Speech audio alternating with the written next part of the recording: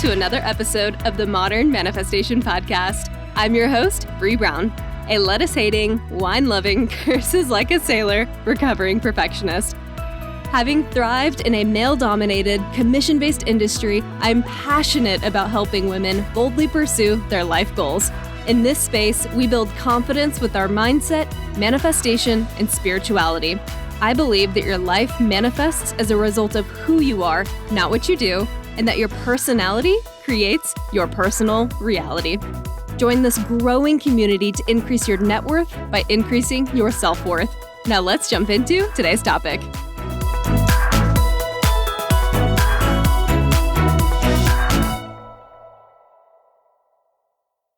Hello, my beautiful friends, and welcome back to the Modern Manifestation Podcast. In today's episode, we are not necessarily diving into any sort of personal development or manifestation topics per se, but I definitely think that this conversation has a time and a place in the spiritual community, in the personal development space.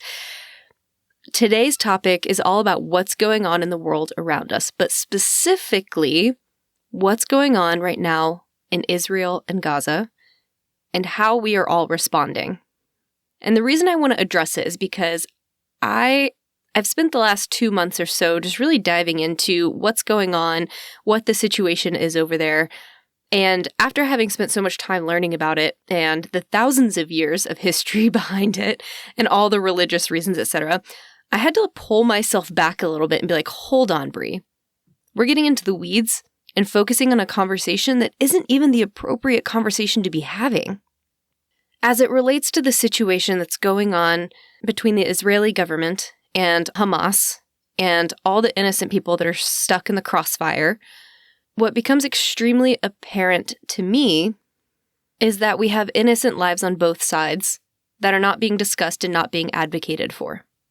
When you turn on the TV or you turn on the news, people are more interested in the discussion about how this started, why this started, what religious reasons are behind all of this, the nuances of whether or not this is a genocide.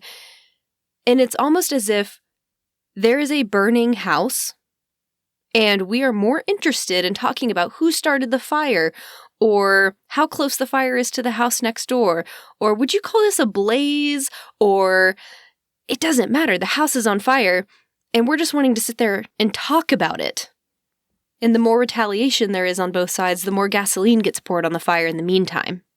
So instead of talking about why there's a fire or how it started or anything else like that, let's go save the people inside the burning building. Let's talk about how we can get those people to safety. That's the conversation I think is missing from most news platforms, for sure. But even conversations I'm seeing happening on social media, people are more interested in choosing sides and pointing fingers. And that's not what we need to be doing right now. And also, when you think about the Maslow's hierarchy of needs, the very first rung of that is your physiological needs. Ability to get food and water and air and shelter and clothing and adequate sleep. Until those needs are met, you can't start talking about things like safety and love and belonging and self-esteem and self-actualization. So these concepts about who started what, none of that can even be had until the people that are in survival mode are getting their physiological needs met. So let's start there. Let's get to those people first. What's in the best interest of our friends on both sides of the conversation is to show up and love and support and ask them what they need of us, but also, first and foremost, before we can even ask them what they need and how they can be supported, we have to make sure that they're safe and they're not in survival mode. And that means a permanent ceasefire, a permanent peaceful resolution, so that there's not that quite literally bomb hanging over your head. So what does that look like? That looks like hostages being returned to their families. That looks like a ceasefire. That looks like people being able to get access to clean food and water. That means people getting access to electricity. That means people being able to feel safe and secure in their own homes. People being able to get their basic survival mechanisms met. First and foremost, that needs to be addressed. Once that is addressed, now how do we have this discussion about How did we get here? What atrocities were committed on either side in order to get to the place that we are now? Where have human rights been trampled? Where have people not felt safe and secure in their own space? We can have that conversation later, but first, let's get people to safety. Let's make sure that there aren't children being bombed on a daily basis. Let's make sure that any hostages that were taken are safely returned to their families. Let's get immediate safety for these people that are in survival mode. And then let's move on to the other conversations later. Right now we have a temporary reprieve, a ceasefire. Let's make that permanent. And let's also encourage our government officials to also demand peaceful resolutions, ceasefires. I do not want to live in a world where every time something happens, we choose violence. We always resort to violence. I don't want to live in a world where we always go back to that. Instead, I want us to show up and choose love and hope and optimism and peaceful resolutions. And yes, I understand this makes me sound like a hopeful optimist, but that has to be the change we're asking for moving forward so that history doesn't continue to repeat itself.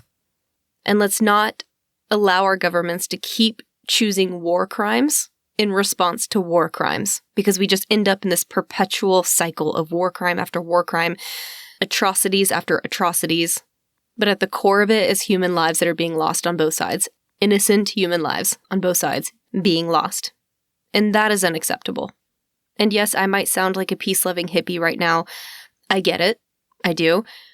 And yet I also believe that we are all divinely interconnected. And when one group of people is suffering, we're all suffering. When one group of people retaliates, we're being retaliated against. And the same can be said for the positive things. When we start to encourage things like diplomacy and forgiveness and hope and love, that also impacts the whole in a really positive way. So you're welcome to call me a peace-loving hippie all you want, or any other version of name calling. I'm fine with it. I accept it. But I really hope that we can all agree that at a minimum, there are people on both sides that need to be protected, that need immediate safety.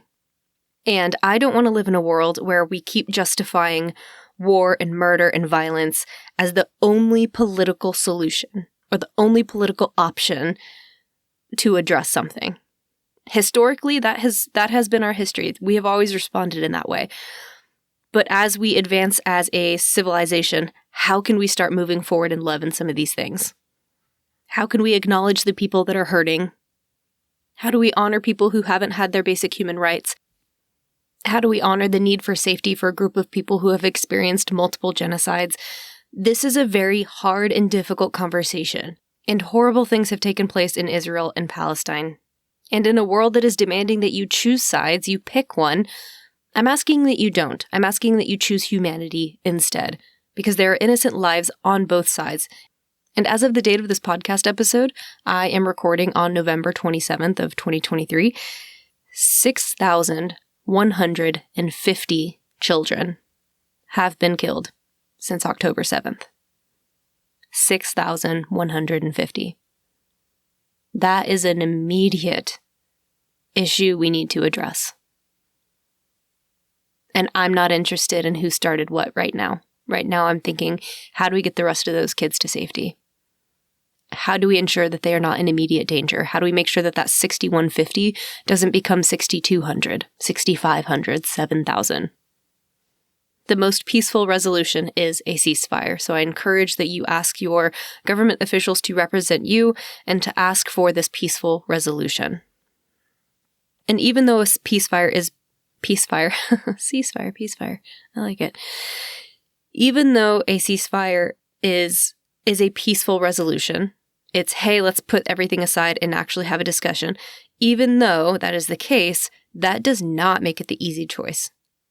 And even so, the right choices are often the hard choices. Choosing love over violence when pressure has been building for over 60 years. That's a hard choice. Choosing love over violence when your community has also faced unimaginable pain and multiple genocides, that is a hard choice.